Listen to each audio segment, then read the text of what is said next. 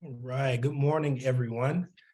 Sorry I could not be there in person. COVID is still alive and well, and unfortunately has tap danced its way into my household, me and my wife. But I'm very grateful for the opportunity and just to be amongst a wonderful group of people who I call friends and brothers. And so thank you and happy Martin Luther King Day. A little bit about myself. My name is Edverette Brewster, and I am a leadership coach with Lynch Leadership Academy. And prior to that, I was an elementary school principal for 3 years in Boston Public Schools and a humanities teacher in Boston Public Schools as well at the Lilla G. Frederick Pilot Middle School, where I am now co-chair of the governing board. So a little bit about myself. I'm just going to make sure I'm staying within the bounds. I am a native of Memphis, Tennessee, born and raised. Can't take that out of me, and is one of my favorite places. And I went to school in Nashville. I'm also a proud graduate of Vanderbilt University, so I love Tennessee. I guess you're wondering how in the world did I end up here, and I'll get to that in a bit.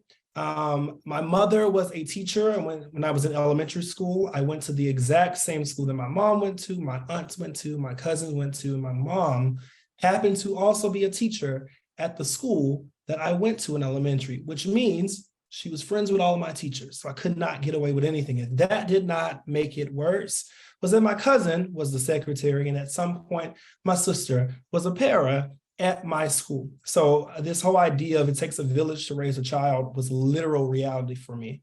Around first grade or so, my teacher informed my mom about this program called CLUE, which was called Creative Learning in a Unique Environment. I didn't know anything about it, and it was a gifted program for students. It was a wonderful opportunity for me as I got to go to a different school for 2 or 3 days out of the week. Also the privilege of me being one of the few students, my dad actually would take me from my school, pick me up, take me to the other school, pick me back up and bring me back until some other students from my school also joined. So it was a great opportunity for me. I loved it, but every time that I left and it opened the door for me, I left behind 20 other friends and students who questioned why they weren't special and allowed to go along with me. This also led the doors to be open for me to go to John P. Freeman, which is an optional school in Memphis. We call it like an exam school. But even there, I was hit hard with this reality or this belief that I did not fit in and I was not smart enough. Now, I made all A's in elementary school. I was the valedictorian of my 6th grade class, which is fun, right? But in my mind, I was like, okay, I go to this school. They've been here since they were in 1st grade. They were smarter than me. Their school was not in the same neighborhood as mine. They had a mom and a dad dropping them off and picking them up. They had nice cars. And then in actuality, when my mom dropped me off, I had to reach outside the door to open it because it didn't open from the inside. So all these things were happening and getting in the way just for me to realize that I did fit in and I did belong. And some of those folks are some of my closest friends and were recently at and in my wedding. This again opened another door for me to go to Central High School, which again, you have to have certain grades to make sure you got in this program. I did the things, I made the grades, I did the activities, I was in honors and AP, and still that wasn't good enough. And it was for someone, a teacher, to credit or discredit or question my abilities. That particular teacher told me that Vanderbilt, oh, sweetheart, you should try a state school. That's more your speed. And so if she felt that way about me, what does she feel about other people?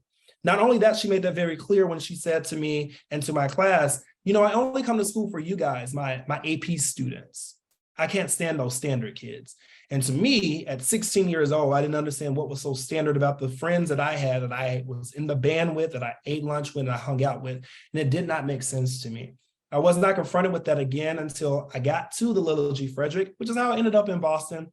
I applied to teach for America, and Boston was my 13th choice, y'all. 13th. I just threw it on the list. I was trying to stay in the South. I was trying to be wherever Black folks were, and I didn't even know there were Black people in Boston, right? I got here, ended up going, my very first day, a young man walked in, and I'm like, what is happening? He came in cursing, had a conversation, and the special ed teacher told me, hey, don't push him too hard, right? Because it just helps him blow up. He doesn't read too well. You don't want those problems. That student who I now call my son escorted my mom recently in my wedding, and wanted you all to know that he's doing very well, graduated on time. And so for me, it was a reality that this problem was way bigger than Dr. Gorman and her instances at Central High School, but there was a discredit and a disbelief in the capabilities of Black boys across our nation. And so expectations often vary from classroom to classroom, teacher to teacher, student to student. And so this prompted me to seek out leadership opportunities and become a school leader. If I was able to provide the conditions that my team was able to provide, or the conditions that I was able to provide in my classroom that prompted students and provided opportunities for them to feel seen, heard, and successful. Despite a zip code, despite whatever code, IEP 504, that is why I decided to be a principal. And I loved every moment of my time at the Holmes Elementary School, Holmes Innovation School. And it was very tough actually for me. There are people who are probably online now that I was contemplating if I should take on the opportunity to be a leadership coach, but through the prompting, the pushing of my wife, my family, my friends, this was an opportunity to make sure that I can help other school leaders provide those opportunities and expand my reach. And so when I think about, my upbringing, it was this idea that it perpetuated this idea of what Du Bois said is the talented 10th, which is great. I believe in empowering, but all of our students, not just the 10%, are talented in their own right. And what I valued so much about my educational experience in Memphis is that there were several outlets for students to feel successful. My sister could care less, and she would always say, like, you would get upset if you got a C. I was happy that I passed, but she got a full ride to several schools because she was in the band. And so my job and my push is for us to seek out those opportunities and find the ways in which all of our students are talented. And it doesn't always look like pen and paper and academic grades. And so when you ask the question, why do we need more Black men in leadership? The Southern Black Baptist in me thought about a few words, and those words were passion, purpose, position, and power. And when I think about the passion, is that we can often instill within our students because we reflect what they see. And I believe this wholeheartedly, that students cannot be what they do not see.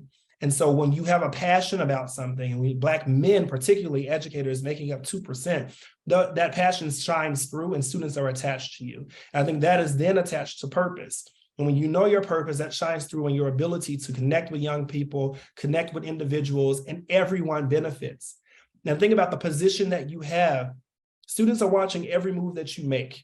Right. There were oftentimes, and LaMarcus will say this, there's only so much you can do for me, but a lot of the things that I've learned has been from you. And at one point I lost one of my students to gun violence. And I was like, you know what, I can't do this anymore. It was the most painful thing that I've probably ever experienced.